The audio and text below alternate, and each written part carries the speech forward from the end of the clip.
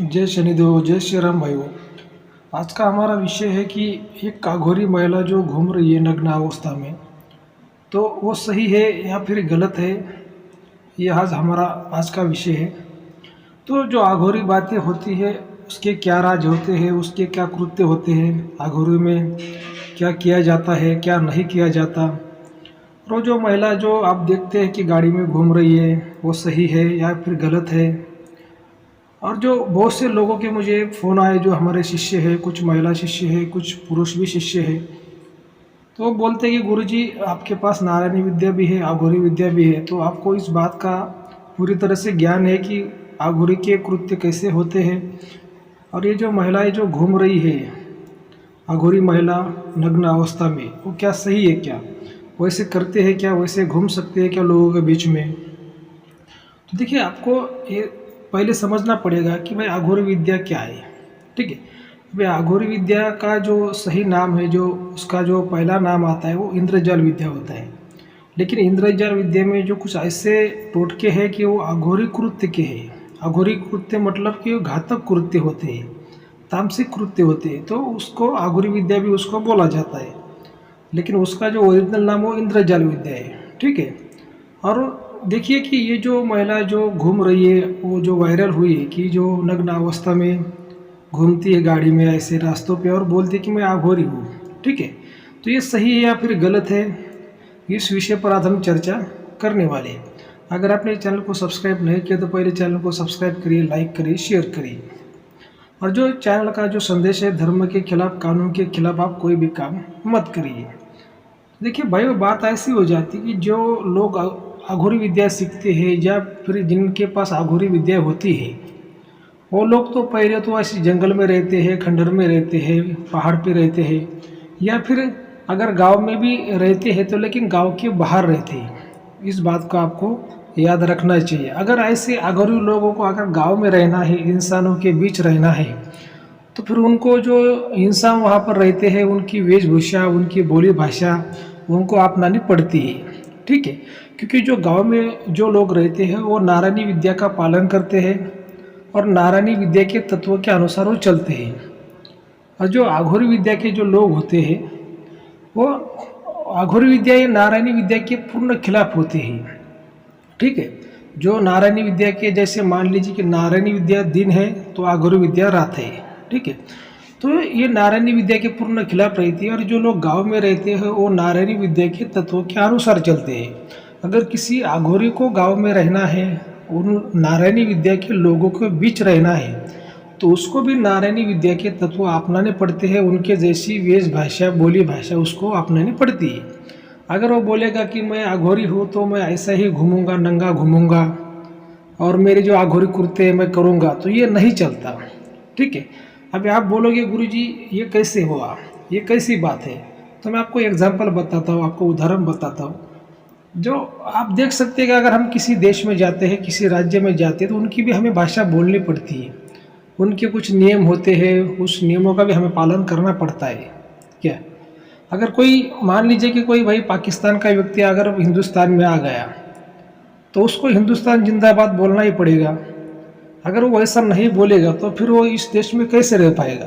क्या ये वैसी बात है कि जो अघोरी विद्या वाले लोग होते हैं वो तो पहले गांव के बाहर रहते हैं या फिर गांव के बीच भी रहते हैं, गांव के जो लोग होते हैं उनके साथ भी रहते हैं, लेकिन उनको वैसा नियमों का पालन करना पड़ता है। अब ये जो महिलाएं जो अघोरी विद्या बोलती है मेरे पास है और ऐसे घूमती है गाड़ी में या फिर नग्न अवस्था में, तो ये सही नहीं है, किसी भी हद तक ये सही नहीं है। भले ही उसके पास में कोई अघोरी विद्या हो, महाकालिक हो, काल भैरव की हो, भगवान शिव की हो, कौन सी भी विद्या उसके पास हो, अघोरी विद्या, ठीक है, लेकिन वो अगर इंसानों के बीच घूम रही है तो उसको भी जैसे वो जो इंसान रहते हैं उसके जैसा रहना पड़ता है।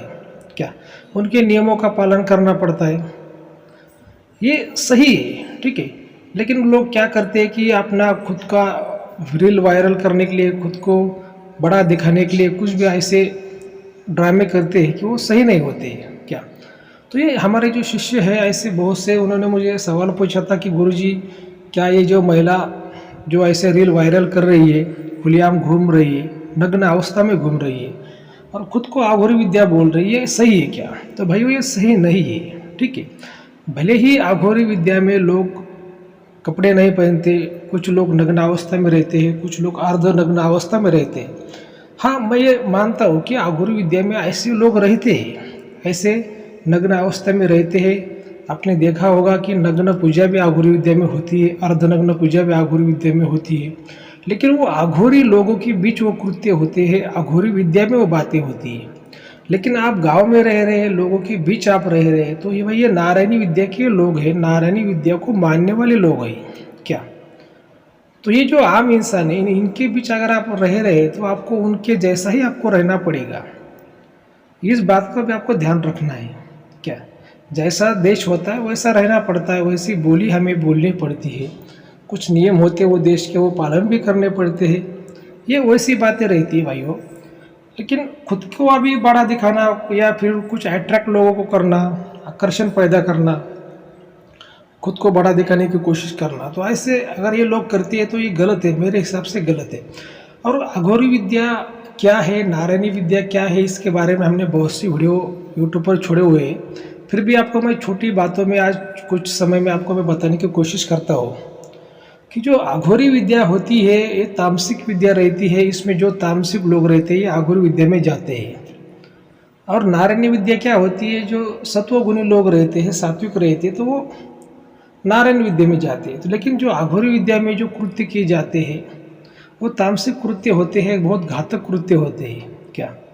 और अघोरी विद्या एक शक्तिशाली विद्या है कि उसको टकराने की जो हिम्मत है ब्रह्मांड में किसी के पास भी नहीं, क्योंकि ये जो विद्या आती है महाकाली से, काल भैरव से, भगवान शिव से, तामसिक देवताओं की ये विद्या होती है क्या?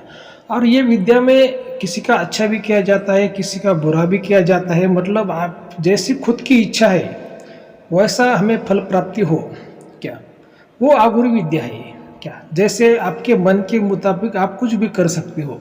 लेकिन ये बात का भी हमें ध्यान रखना पड़ता है कि व्यक्ति जैसा कर्म करता है वैसा फल उसको भुगतना पड़ता है क्या? तो अगर आप पुण्य करोगे तो आपको पुण्य मिलेगा, आपका अच्छा होगा। आप पाप करोगे तो आपका भी बुरा होगा। ये बात का भी आपको याद रखना है।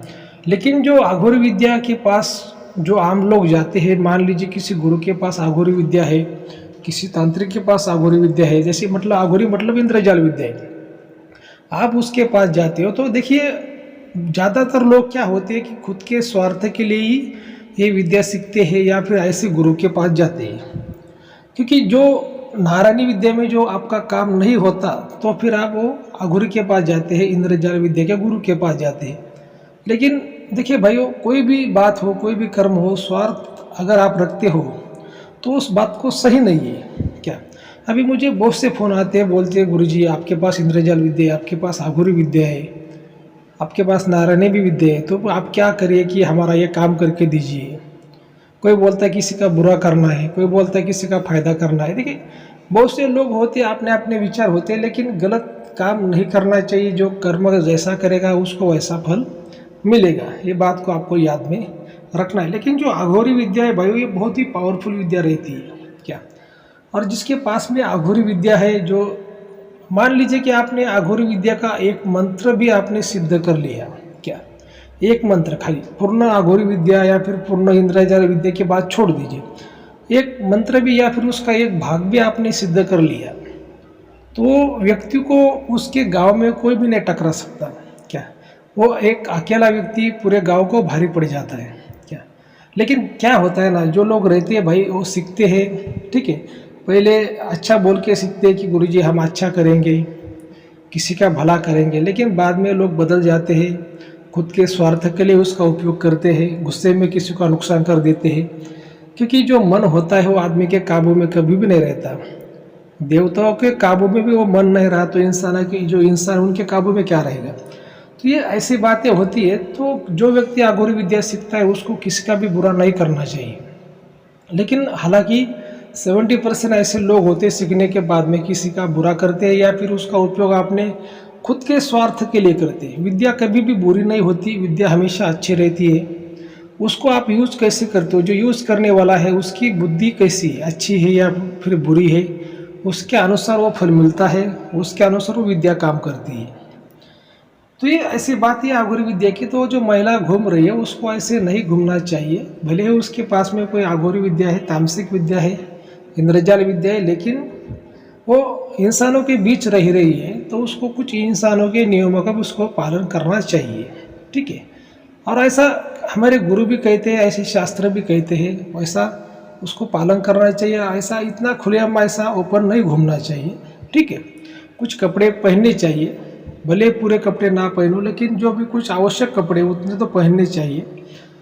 तभी हम देखिए, इंद्रजाल विद्या, अघोरी विद्या ये भी सनातन हिंदू धर्म में ही आती है। ये क्या कोई सनातन हिंदू धर्म के बाहर नहीं है।